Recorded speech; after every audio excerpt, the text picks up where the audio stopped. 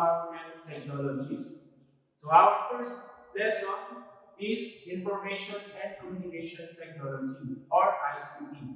Information and Communication Technology, or ICT, often deals with the use of different technologies such as mobile phones, telephones, computer, internet, and other devices, as well as software and applications to locate, save, send, and manipulate information.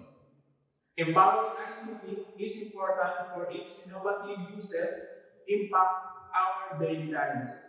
It has affected our ways of communicating, made our lives more convenient, assisted countries toward their modernization plans.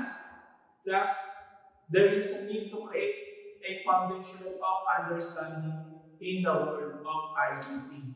So before we get through, I have a question, class. Number one, how many times you have checked your phone today? Number two, how many updates have you posted on Facebook, Twitter, and Instagram today? Number three, do you use the internet or mobile data for an hour after you woke up this morning? Number four, have you followed a celebrity or a crush on his or her social media? ICT has a greatly contributed to how easy our lives has been today. Our gadgets have become part of our necessity that we check on them after we wake up. Email communication is here. We can use cellular phones that are designed for communicating with other people, even they are miles away from us. It has also assisted us in our work since there are internet-based jobs. It has revolutionized our innovation and modernization of our economy. ICT in the Philippines.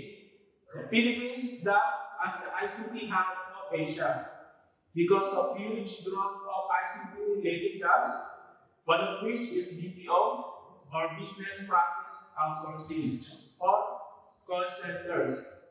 In a data gathered by the annual survey of the Philippines business and industries in 2010, the ICT industry shares 19.3% of the total employment population.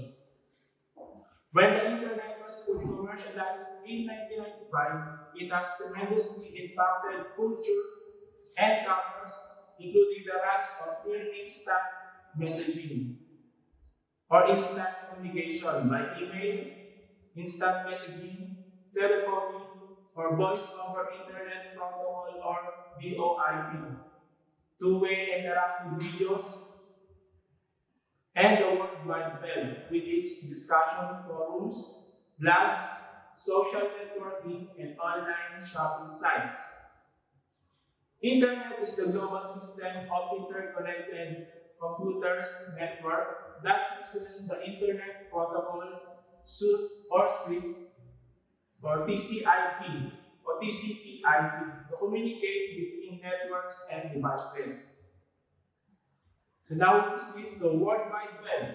World Wide Web is an information system on the internet that allows documents to be connected to other documents by hypertext links, enabling the user to search for information by moving one document to another.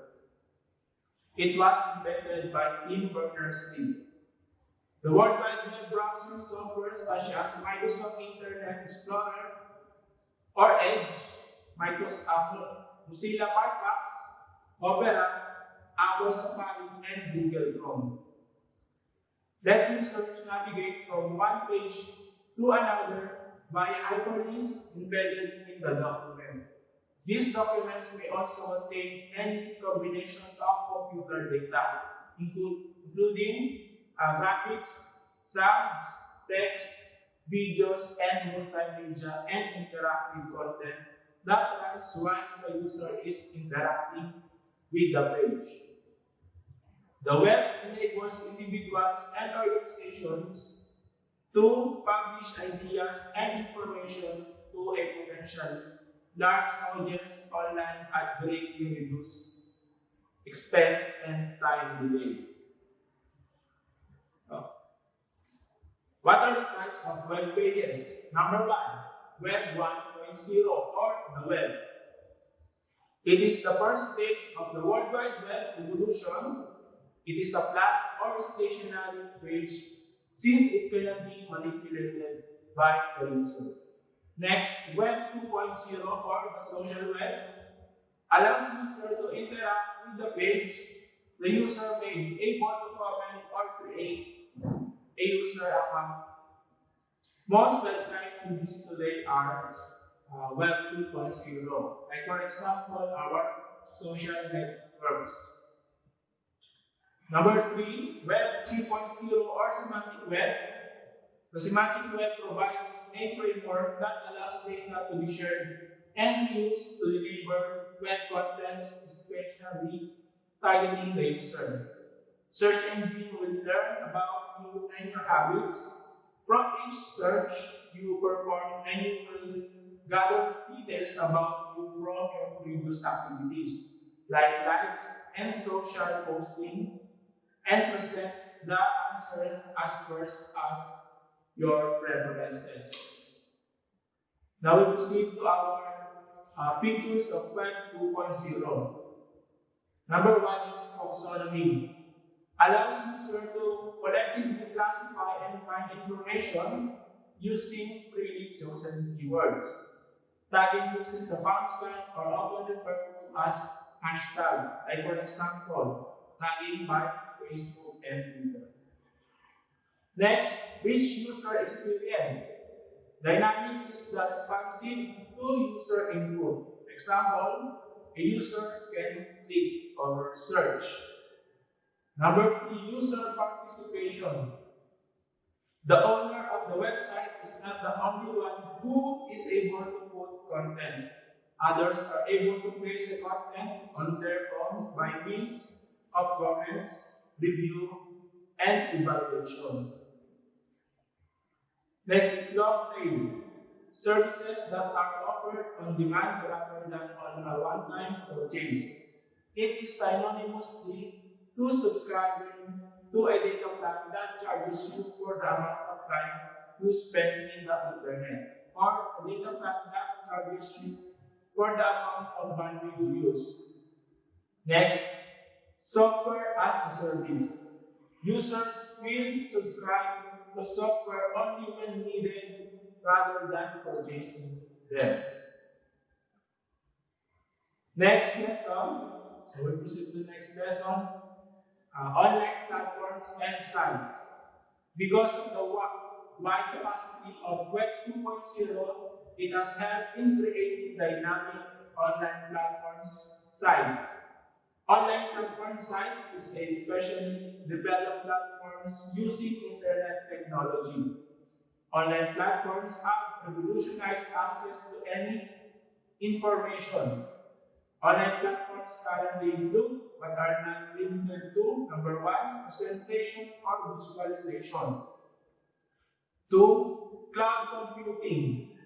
Number three, file management. Four, mapping. And five, social media. So let us go through them one by one. Number one, presentation or visualization platforms.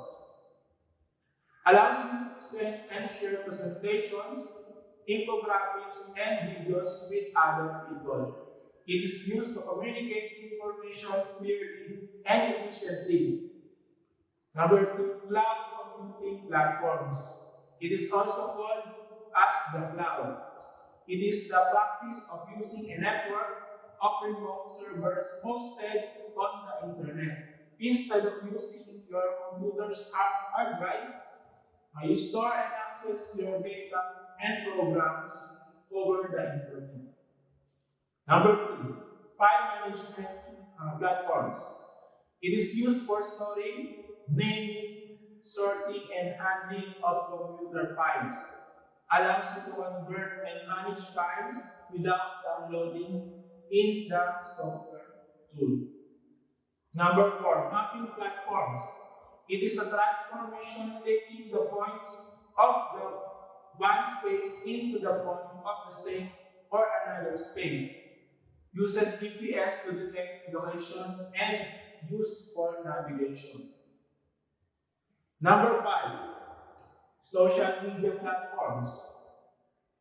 It is a computer-mediated tool that allows large group of people to create, share, or exchange information, interests, and the information shared can be in the form of ideas, pictures, videos, or anything that you want to create and share to virtual communities. It can be in the following platforms. Number 1, social networks. This site allows you to connect with other people with the same interests or background. Number 2, bookmarking sites. These are sites that allows you to store and manage links to various websites and resources. Next, social net news. These are sites that allows users to post their own news items or links to other news sources. Media sharing. These are sites that allows you to upload and share media content like image, music, and videos. Media sharing sites can be specific for video sharing, photo sharing, slide sharing, social bookmarking, and gaming. Next is microblogging. These are sites that focus on short updates for the user. Those subscribed to the user will be able to receive these updates. Posts are brief that range typically from 140 to 200 characters. Next, blogs and forums. These are websites that allows you to post their content. Other users can comment on the same topic. Now let's proceed to online safety, security, and etiquettes. So the internet is the guiding technology of the information technology age, just as the electrical engine was of the industrial age. In these times, more and more people are already engaged in the use of technology. These people who are raised in a digital, mediated, saturated world are called digital natives. No doubt, the internet has been very useful to us, but with the rise of the instant messaging, chat rooms, emails, and social networking sites, it can also bring trouble. Like, for example, cyberbullying, to make sure serious internet dangers, including exposure of sexual predators.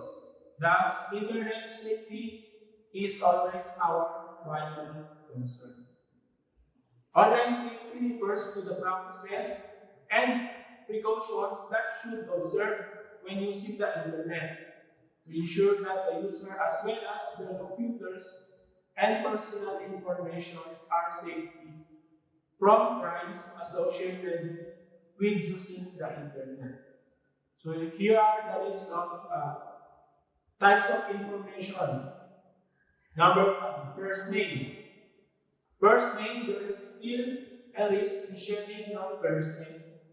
Chances are a hacker already knows plenty of stuff about you, even you only give your first name.